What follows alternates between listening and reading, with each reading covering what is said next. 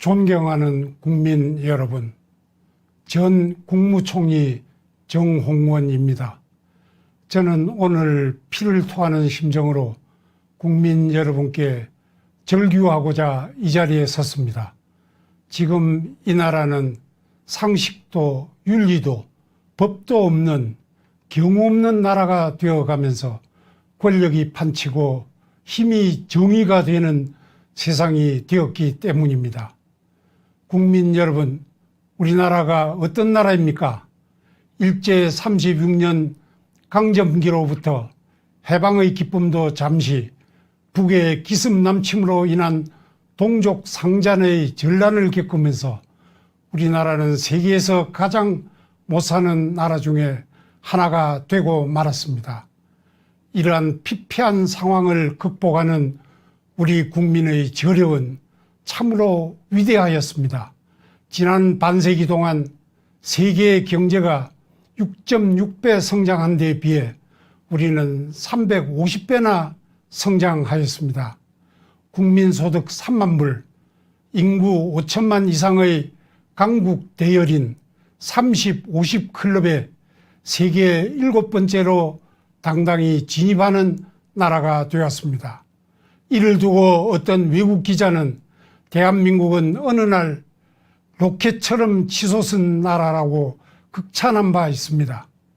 제가 총리 재임 시 아제르바이잔을 방문했을 때 그 나라 대통령은 자기 나라가 석유 생산으로 우선은 먹고 살만하지만 석유가 고갈된 이후의 롤 모델로 삼아야 할 나라는 바로 대한민국이라고 하면서 협력과 지원을 요청할 정도였습니다. 태국 등 동남아는 물론이고 중국, 러시아, 덴마크 등 세계 강국들도 우리나라에 대하여 각별한 관심과 우호적인 대우를 하려고 노력하는 모습도 보았습니다. 그때마다 가슴 저미도록 뿌듯함과 우리나라의 자랑스러움을 새삼 느끼곤 했습니다.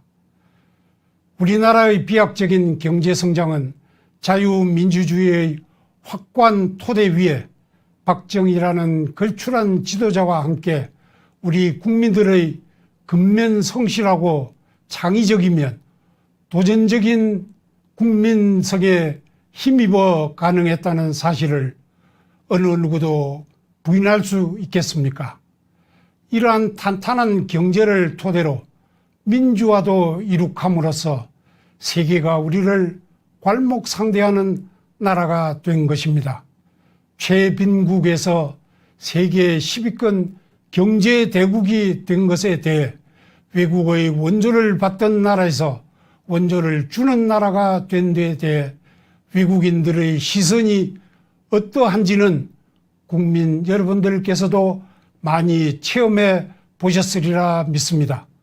우리 모두 우리나라의 위상에 대해 그동안 얼마나 큰 자긍심을 느끼면서 살아왔습니까?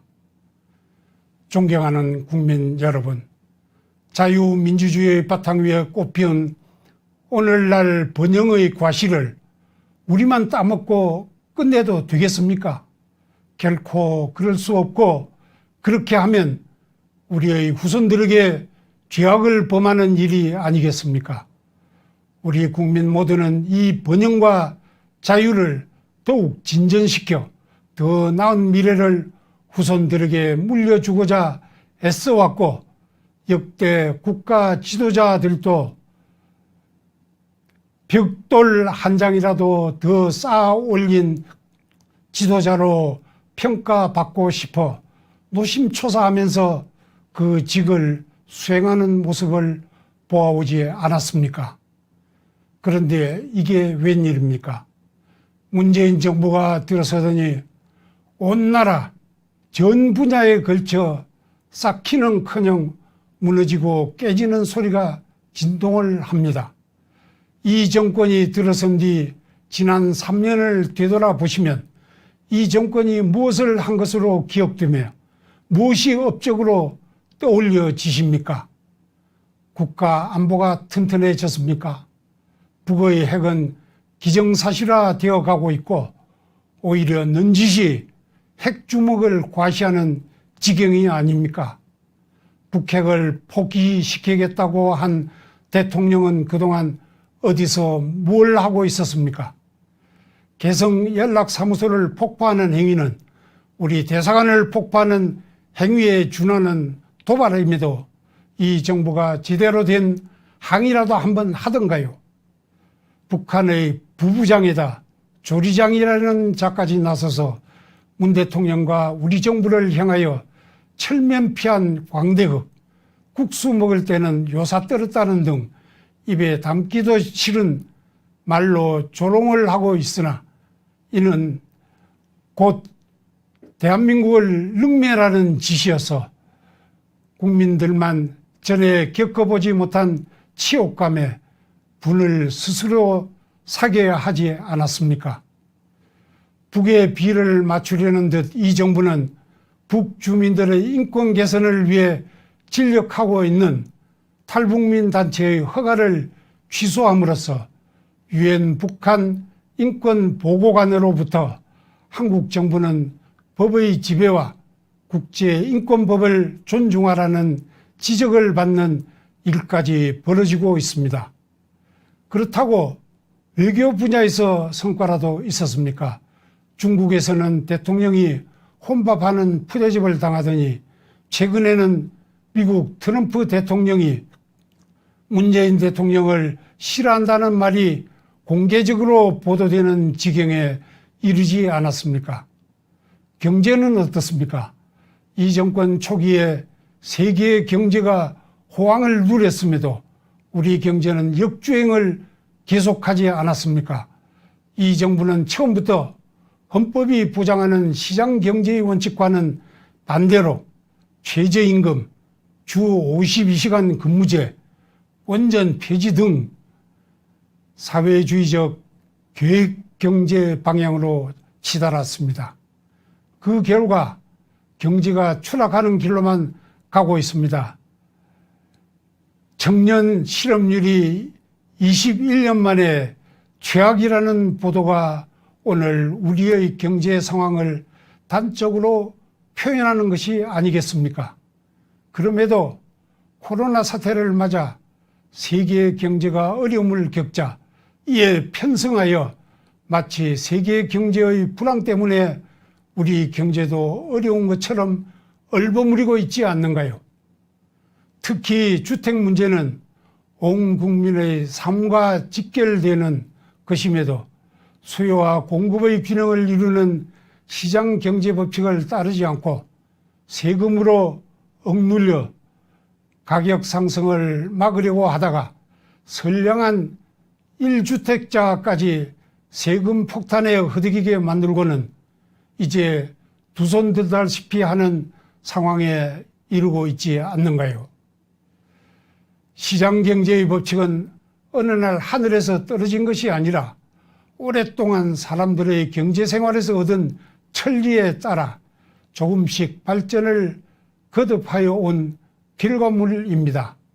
그렇기 때문에 세계의 많은 경제학자들도 현재로서는 최선의 제도라고 인정하는 것입니다. 이를 망각하면 역천자는 망한다는 사실을 깊이 새겨야 할 것입니다. 지난 3년간 적폐청산이라는 미명하에 각종 죄를 만들어 정적보복에 열중한 결과 전 정부의 관료, 정치인 등 수십 명을 구속하여 그 징역의 합의 100년을 넘는다고 하며 전 대통령은 3년이 지나도록 갇혀있는 후진국적 상황을 보이고 있습니다. 결국 이 정권이 들어선 뒤 조선시대의 사화와 같은 피바람을 일으켜 나라를 두 쪽 낸 것밖에 한 일이 없다고 해도 할 말이 없지 않는가요? 대통령 취임사를 실현한 유일한 것이 한 번도 경험하지 못한 나라를 만들었다는 것 아닌가요? 지난 2월 3일 저는 대통령에게 보내는 공개 질의를 통하여 대통령이 자유민주주의를 지킬 의사가 있는지와 현 정부의 실정에 대하여 조목조목 질의하면서 답변을 요구하였고, 대통령이 헌법을 준수할 의사가 없으면 그 직에서 물러날 것을 요구한 바 있습니다. 그에 대한 어떠한 답변도 듣지 못했음을 이번 기회에 국민 여러분께 보고 드리며, 국민 여러분과 함께 제 질의에 대한 대통령의 답변이 있기를 다시 한번 촉구하는 바입니다. 그 질의에서도 지적하였지만 무엇보다도 큰 문제는 대통령의 신뢰 상실입니다. 필부도 한번 신용을 잃으면 모든 것을 잃는 법이거늘, 하물며 일국의 대통령은 신뢰가 생명같이 중요한 덕목 아니겠습니까? 문재인 대통령은 취임사에서 오늘부터 저를 지지하지 않는 분도 진심으로 국민으로 섬기겠다, 분열의 정치를 바꾸겠다, 보수와 진보의 갈등이 끝나야 한다고 했습니다. 어느 누가 그 말에 귀를 기울이지 않을 수 있었으며 기대의 눈길을 보내지 않을 수 있었습니까? 그런데 실제는 그와 정반대의 길로 치닫고 있지 않습니까? 그뿐만 아니라 권력기관의 독립, 적세적소 인사, 기회평등, 과정공정, 결과 정의를 주창한 취임사 어느 구절도 그 길을 지향한 흔적이 없고 오히려 역행하고만 있음은 우리 모두 몸으로 느끼고 있는 사실이 아닌가요? 조국 전 장관을 비롯하여 현 정권에 몸담은 수많은 사람들의 이중적이고 철면피한 모습들을 필설로 다 표현할 수 없을 정도입니다. 그 어디에서도 공정과 정의를 찾을 수가 없습니다. 대통령이 검찰에 대하여 노골적으로 수사 지시를 하는가 하면 여당 주변 인사들이 검찰총장을 대놓고 위협하고 있으니 참으로 전대미문의 일들이 벌어지고 있습니다. 과거 우파 정부에서 이런 일이 벌어졌다면 지금 정권의 사람들이 무엇이라고 외쳤을지 지난날의 녹음을 들으면서 다시 한번 자문해 볼 것을 권고합니다. 윗사람이 예를 모르고 아랫사람이 배움이 없으면 나라를 해치는 백성이 날마다 일어나게 되어 나라가 위태롭게 된다고 한 맹자의 말씀이나 윗물이 맑아야 아랫물이 맑다는 격언처럼 대통령이 시건을 하면 온 나라의 법도 윤리도 상식도 없는 경우 없는 사회가 되어버릴 수밖에 없는 일입니다. 여성의 인권을 주창하던 자가 여성을 성추행하고 위안부의 인권을 외치던 자가 위안부를 사리사욕에 이용하며 반미를 외치던 자가 자녀는 미국 유학을 보내는 이런 구역질 나는 위선을 언제까지 보고만 있어야 합니까? 문재인 대통령은 이번 21대 국회 개원연설에서 공수처, 부동산 문제와 관련하여 협치를 강조하였습니다. 협치는 상대방을 인정하고 서로 양보하면서 타협하는 것이지 상대방을 무시하는 안하무인의 태도로 상대방만의 양보를 기대하는 것이 아닙니다. 그것은 협치가 아니라 독치이며 상대방의 맹종을 요구한 것에 다름 아닙니다. 국회 법사위원장을 야당이 맡는 것은 오랜 전통이 되다시피 하였음에도 이를 무시한 것을 비롯하여 국회의 전 상임위원장을 여당이 독차지하는 상상 밖의 의회 독재를 하면서 협치라는 말이 어떻게 나올 수 있는가요? 대통령은 먼저 여당에 의회 독재 문제부터 시정하도록 요구한 뒤 협치 운운하는 것이 순리입니다. 존경하는 국민 여러분, 최근의 여러 정황은 우리를 더욱 참담하게 만들고 있습니다. 북한의 6.25 기습남침으로 국가 존망의 위기에 직면하였을 때 국군 용사들의 목숨을 내건 사투는 우리가 모두 영원히 기억하면서 추앙하여야 할 일입니다. 미국이 전쟁 영웅을 어떻게 대우하는지 우리는 감동 어린 눈으로 보아오지 않았습니까? 뛰어난 정과를 올려 나라를 구하는 데 일조한 백선엽 장군이 별세하였음에도 정부는 국가적인 추모의 장을 만들어 기릴 생각은 추호도 하지 않았습니다. 오히려 국민들이 나서서 조문처를 마련한 등 추모 열기가 온 땅에 가득하였음에도 대통령은 조문은 물론 조사 한마디 언급하지 않았습니다. 그에 반해 미국 백악관은 한국이 지금과 같은 자유민주공화국이 된 것은 백선엽 장군 덕분이라는 조사를 보내지 않았습니까? 이럴 수가 있는가 하는 분노가 치밀어 올랐던 것은 저만의 심정이 아니었을 것으로 생각됩니다. 이건 분명 정상국가가 아닙니다. 그에 반해 차마 입에 담기도 어려운 몹쓸 짓을 하다가 극단적인 선택을 한 박원순 전 시장은 서울시 장례로 예우를 하면서 집권당은 그 뜻을 기억하겠다는 현수막까지 내걸었으니 국민 여러분, 이 일을 어떻게 해석해야 합니까? 현재 계류 중인 울산시장 선거 부정사건, 라임, 옵티머스 등 각종 부패 사건, 서울, 부산시장 등 여성 추행 사건, 그 밖에도 각종 비리 사건들에 대하여 집권층 사람들은 수사기관을 윽박질러 적당히 덮고 넘어갈 수 있을 것이라고는 추호도 생각하지 말기 바라며, 검찰은 국민들이 엄중한 감시의 눈으로 지켜보고 있음을 유념하여 철저한 수사를 통하여 진실을 규명하여야 할 것입니다.